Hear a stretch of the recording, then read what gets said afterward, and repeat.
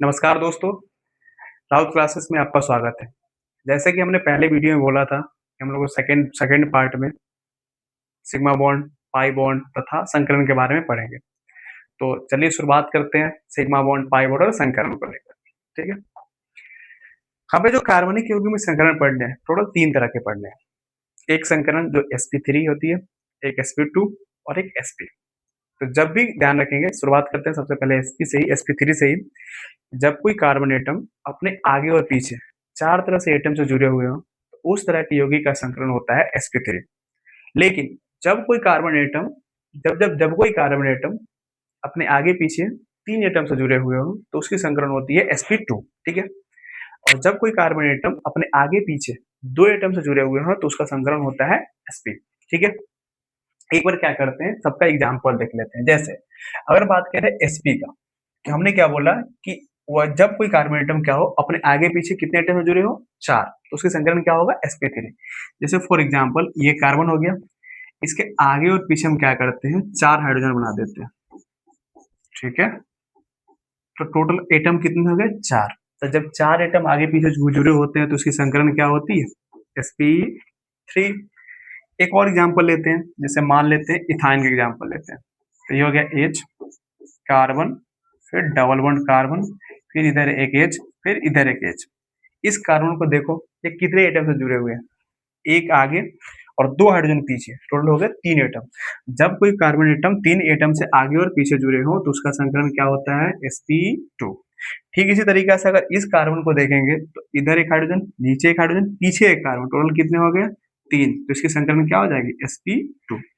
लेकिन जब क्या हो जाए, जब कोई कार्बन एटम अपने आगे और पीछे 2 एटम से जुड़े हुए हो, तब इस कार्बन का संकरण होता है sp। जैसे इस कार्बन को गिनेंगे, तो एक कार्बन आगे, एक हाइड्रोजन पीछे, टोटल हो गए 2 एटम। तो जब 2 एटम होंगे, तो इसकी संकरण क्या होगी, sp। इस कार्बन का अगर देखा जाए संकरण, तो इस संकरण कितना होगा, sp। क्लियर है, बहुत सिंपल सा कंसेप्ट था। अब एक एक का डिफिनेशन देख लेते हैं। तो डिफिनेशन का स्लाइड अब आ रही है। ठीक है, पहले हो गया संकरण, अब स्लाइड में देखते हैं कार्बन sp3 का।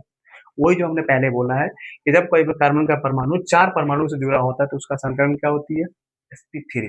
ठीक है, आगे देखा जाए, तो जब कार्बन परमाणु 2 परमाणु से जुड़े होते हैं, तो उसकी संकरण क्या होती है, sp3, सॉरी sp। जब कार्बन परमाणु 2 परमाणु जुड़े होते हैं, तो उसकी संकरण होती है sp। इसमें गलती से एक स्लाइड मिस हो गया है, जो sp2 का है। तो आप केवल sp समझे, sp2 को समझा देते हैं कि जब कोई कार्बन एटम अपने आगे पीछे 3 एटम से जुड़े हो, तो उसकी संकरण होती है sp2, जो कि आप लिख लेंगे कॉपी में। इसमें से एक स्लाइड मिस हो चुका है। ठीक है, अब आते हैं संकरण पर बेस्ड क्वेश्चन को, कि आपके बोर्ड में किस तरह का क्वेश्चन पूछा जाएगा संकरण पर आधारित। ध्यान से देखिएगा एक क्वेश्चन को, फिर आप लोग आसानी से क्वेश्चन को कर पाएंगे। शुरुआत करते हैं इससे। अच्छा, एक ध्यान रखेंगे, एक नोट पॉइंट। नोट पॉइंट ये है कि जब भी, ठीक है, ठीक ठीक बढ़िया है, पहले इसको बाद, नोट पॉइंट को हम लोग बाद में देखेंगे। इसको करते हैं शुरुआत। तो कार्बन, कार्बन के पास देखना हाइड्रोजन कितने हैं, 2। तो इसके हाइड्रोजन लगाएंगे, एक इधर और एक नीचे, या ऊपर भी लगा सकते हैं, चल सकता है। डबल बॉन्ड कार्बन, फिर डबल बॉन्ड O। अब गिनते हैं कि कितने एटम है। ये कार्बन के आगे एक कार्बन, पीछे 2 हाइड्रोजन, तो इसके संकरण कितना हो जाएंगे, sp। टोटल कार्बन की संख्या 3, तो इसके संकरण हो जाएंगे sp2। ठीक है, इस कार्बन को देखो, तो इस कार्बन के आगे एक ऑक्सीजन, एक कार्बन पीछे, तो टोटल कितने एटम हो गए, 2। एक ऑक्सीजन इधर था, एक कार्बन पीछे था, तो इसके संकरण कितना हो गया, इसके संकरण हो जाएंगे sp। क्लियर, आगे चला जाए। अगला इसका देखेंगे। इस कार्बन का बनाते हैं हम लोग स्ट्रक्चर। एक हाइड्रोजन इधर, एक हाइड्रोजन इधर, डबल बॉन्ड हो गया कार्बन, एक आगे एक हाइड्रोजन, फिर इसके आगे साइनाइड का है, तो साइनाइड के बीच में लगता है ट्रिपल बॉन्ड। ठीक, ट्रिपल बॉन्ड लग गया। अब इसमें गिनते हैं टोटल कितने कार्बन गिरे हुए हैं। यह कार्बन आगे एक कार्बन, पीछे 2 हाइड्रोजन, टोटल हो गया 3। जब भी 3 एटम से जुड़े होते हैं, तो संकरण होता है sp2। इस कार्बन को देखेंगे, तो एक कार्बन आगे, एक कार्बन पीछे और एक ऊपर, टोटल कितने हो गए, 3। ये भी 3 से गिरे हुए हैं, तो इसका संकरण हो जाएगा sp2। ठीक है, इस कार्बन को देखिए, इस कार्बन को देखेंगे, तो एक नाइट्रोजन आगे, एक कार्बन पीछे, टोटल हो गए 2। तो जब 2 होते हैं, तो संकरण क्या होते हैं, सिंपल सा sp। ठीक है, इतना सिंपल सा क्वेश्चन तो है। नेक्स्ट देखते हैं हम लोग मीथेन का, जो कि आपके बोर्ड में कितना बार पूछा भी है कि मीथेन के अंदर संकरण क्या होती है। तो ये रहा कार्बन, इसके पीछे हो गया हाइड्रोजन, ये रहा हाइड्रोजन, ये रहा हाइड्रोजन और ये रहा हाइड्रोजन। देख कर बताओ कितने एटम से गिरे हुए हैं, 1 2 3 और 1 4, और 4 होते हैं तो संकरण क्या होती है, sp3। आगे बढ़ा जाए, अगला है आपका एसीटोन का, कि एसीटोन में कितने संकरण होंगे किसके पास, ठीक है। तो इसके स्ट्रक्चर को भी देख लेते हैं। ये रहा कार्बन, इसके पीछे 3 हाइड्रोजन, ठीक है, और उसके जस्ट लगे हुए कार्बन है, तो कार्बन, और इस पर लगा है ऑक्सीजन, और एक और CH3 इसके साथ जुड़े हुए हैं, तो नीचे होंगे CH3, जो कि 1 2 और ये रहा 3।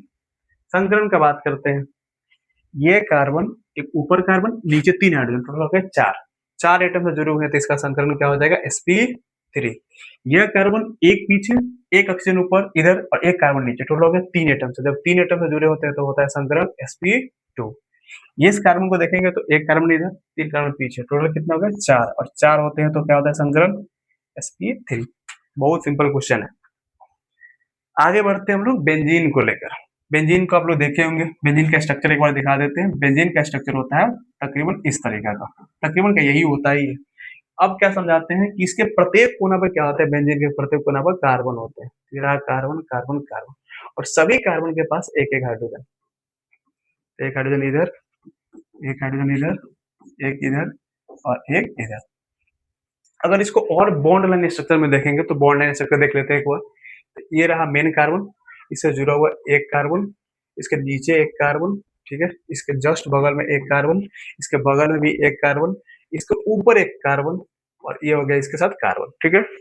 अब जोड़ देते हैं हाइड्रोजन को, या डबल बॉन्ड को पहले लगा देते हैं, डबल बॉन्ड यहाँ लगा देते हैं, ठीक है।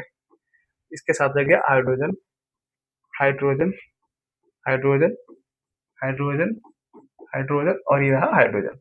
एक बार एटम गिनते हैं कितने कितने एटम से जुड़ा हुआ है। इस कार्बन को देखोगे तो एक आगे कार्बन, एक हाइड्रोजन इधर, एक नीचे कार्बन, टोटल हो गए 3। जब 3 एटम होते हैं जुड़े हुए कार्बन तो उसका संकलन क्या होता है, sp2। इसी कारण पूरे कार्बन में आपको जहां भी काउंट कर, जैसे मान लो नीचे काउंट कर लेते हैं, तो एक कार्बन इधर, एक हाइड्रोजन इधर, एक इधर, टोटल हो गया 3। और जब 3 से जुड़े हो तो संकलन क्या होगा, sp2। इसका ही गिन लो, एक हाइड्रोजन इधर, एक इधर, एक ऊपर कार्बन, एक कार्बन के ऊपर, एक नीचे, एक इधर, टोटल हो गया 3। 3 जब जुड़े होते हैं तो संकलन क्या होता है, sp2। कितना सिंपल है। नेक्स्ट आते हैं अगला क्वेश्चन। अगला क्वेश्चन मेथेन जस्ट अभी देखे थे पिछले वाले स्लाइड में, तो मेथेन को करते हैं स्किप, और यहाँ से शुरुआत करते हैं हम लोग sigma bond and pi bond. आप लोगों ने क्लास 11 में सिग्मा बॉन्ड और पाई बॉन्ड के बारे में सुना होगा। सिग्मा बॉन्ड, पाई बॉन्ड कह सकते हो कि यह सहसंयोजक बॉन्ड यानी कोवैलेंट बॉन्ड का ही प्रकार होता है, sigma bond and pi bond. Sigma bond में क्या होती है, तो सिग्मा बॉन्ड जो होता है ना उसको दिखाते हैं इसके द्वारा, पाई बॉन्ड को दिखाते हैं इस रूप में।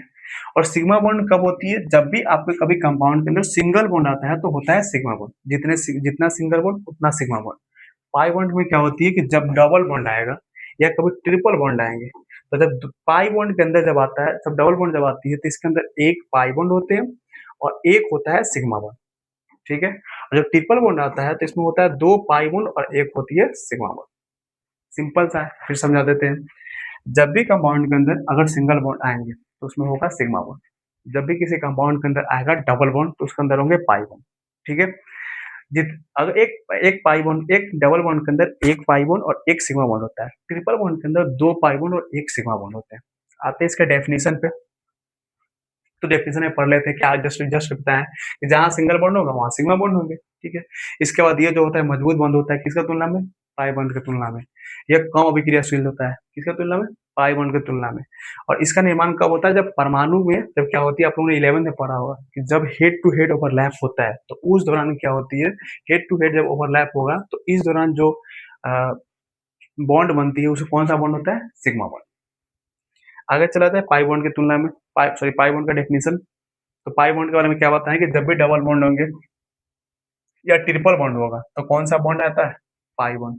और डबल बॉन्ड में एक पाई बॉन्ड एक सिग्मा बॉन्ड, ट्रिपल बॉन्ड में 2 पाई बॉन्ड और एक सिग्मा बॉन्ड होती है। यह कमजोर होता है किसके तुलना में, सिग्मा बॉन्ड की तुलना में। यह अभिक्रियाशील अधिक होता है किसके तुलना में, सिग्मा बॉन्ड की तुलना में। और इसका निर्माण तब होता है जब एटॉमिक ऑर्बिटल क्या होती है, ओवरलैप करती है साइड बाई साइड, ठीक है। चलो नेक्स्ट में आते हैं इस पर बेस्ट क्वेश्चन। कि सिग्मा बॉन्ड और पाई बॉन्ड की संख्या निकालनी है, जो कि आपके बोर्ड में मोस्टली सवाल पूछते हैं कि जिसमें कोई एटम दे कोई कंपाउंड देता है, उस कंपाउंड के अंदर पूछता है कि सिग्मा। देख लेते हैं एक बार, ठीक। तो इसका स्ट्रक्चर पहले बना लेते हैं। ये रहा कार्बन, ये रहा डबल बॉन्ड, ये रहा कार्बन। इस कार्बन के साथ कितने हाइड्रोजन जुड़े हुए हैं? 2, एक और ये रहा 2। इस कार्बन के साथ एक, फिर रहा एक, ठीक है। अब काउंट करते हैं कि सिंगल बॉन्ड कहाँ कहाँ है। तो 1 2, ठीक है। बोले हैं डबल बॉन्ड के अंदर एक सिग्मा बॉन्ड होता है, तो 1 2 3 और एक 4 और एक 5, टोटल सिग्मा बॉन्ड की संख्या कितने होंगे? 5। पाई बॉन्ड का संख्या देख लेते हैं, डबल बॉन्ड कहाँ है? मात्र एक जगह, वो भी यहाँ पे। तो पाई बॉन्ड की संख्या कितनी हो जाएगी? 1 हो जाएगा। चले आगे, next question. Next question ethyne का है। इथाइन में देखा जाए तो ये रहा आपका स्ट्रक्चर, हाइड्रोजन, इसके साथ जुड़ा हुआ है कार्बन, इसके बीच में लगा हुआ है ट्रिपल बॉन्ड, ये रहा ट्रिपल बॉन्ड, इसके साथ लगा हुआ है हाइड्रोजन।